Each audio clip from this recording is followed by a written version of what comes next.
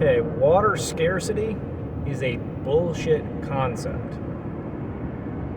Now, I'm not saying that water scarcity isn't a real thing, because clearly it is, and all you have to do is look at the west coast of America or most places in the Middle East and say, like, well, of course there's scarcity of fresh water that people can use.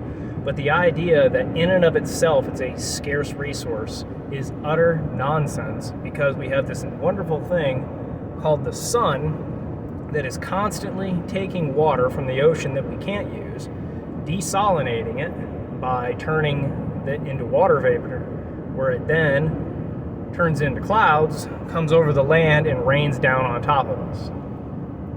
It is not a problem of the amount of it, it's a problem of capturing it and then getting it to where it needs to go. So the idea that there's not enough inherently is wrong, because it falls from the sky all the time for free. The question you have to ask is how come there are not hundreds of thousands of, if not millions, of lakes, small ponds, darting up all over the place to capture more of it so that less of it just runs back into the ocean or floods out small communities downstream? So why aren't there more reservoirs, ponds, and aqueducts capturing it? And then, instead of all the endless things that we know money is totally and completely wasted on, how come there has not been anything built to transport this extremely valuable resource, water, to places where it would be put to great use?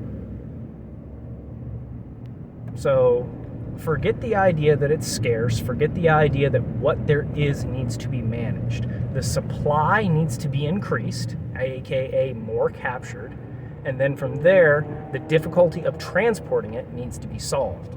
It is not a rationing or control problem. It is a collection and transportation problem. And once you start looking at the problem through that lens, solutions become much more simple. It really is that simple.